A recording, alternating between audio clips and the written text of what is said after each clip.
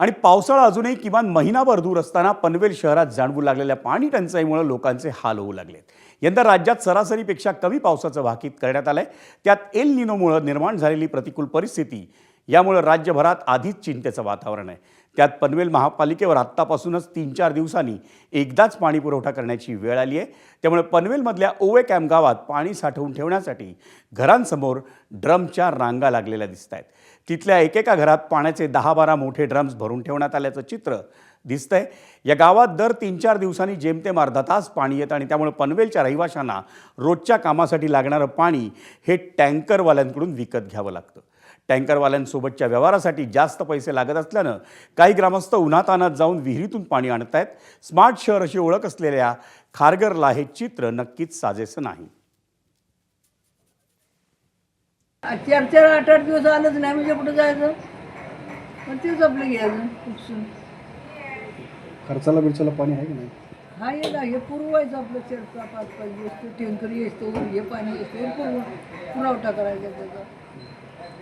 त्याला अडचणी येतात, थोड्या अडचणी येतात, पण आम्ही हेच आपलं वापरतो, ते दुसरं पाणी येतो। पाणीच नाही आहे, कारण की पाणी जे येतंय जो टँकरवाला येतोय ते आता पूर्ण गावामध्ये तो टँकर फिरवावा लागतोय।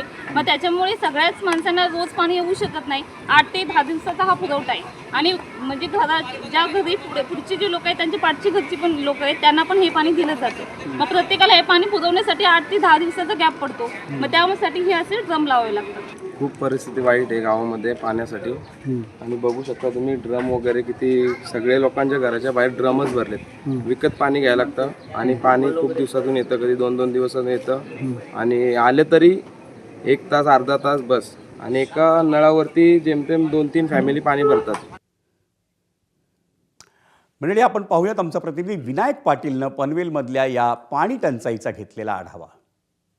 स्मार्ट सिटी म्हणून ओळख असलेल्या नवी मुंबई पनवेलमध्ये पाणी टंचाईचं आता भीषण रूप निर्माण झालेलं आहे। मी सध्या खारघरच्याच बाजूला असलेल्या ओवे कॅम्प गावामध्ये आहे आणि तुम्ही पाहताय की प्रत्येक घराच्या समोर 10 ते 12-15 ड्रम अशा पद्धतीनं मांडल्याचं आपल्याला पाहायला मिळतं।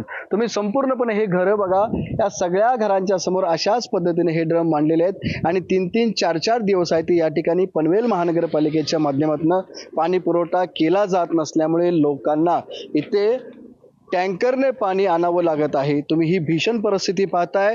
खारघर या ठिकाणची ही परिस्थिती आहे आणि खारघरमध्येच 5 मिनिटावरती हे ओवे कॅम्प गाव आहे आणि याच ओवे कॅम्प गावामध्ये ही संपूर्णपणे तुम्ही पाण्याची भीषण परिस्थिती बघताय। सगळ्या घरांच्या समोर या अशा पद्धतीने ड्रम ठेवलेले आहेत। पनवेल महानगरपालिकेच्या माध्यमातून 3-4 दिवसाला पाणी पुरवठा केला जातो, मात्र तेही पाणी फक्त 20 ते 25 मिनिटच पाणी सोडण्यात येतं। त्यामुळे ते पाणी पुरत नाहीये आणि त्यामुळेच लोकांना हे ते या ठिकाणी आजूबाजूच्या असलेल्या विहिरीवरती अवलंबून राहावं लागते।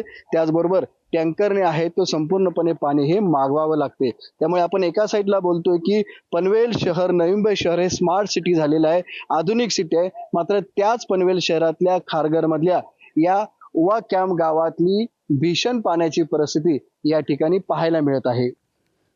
विनायक पाटील, एबीपी माझा, नवी मुंबई। एबीपी माझा, उघडा डोळे बघा नीट।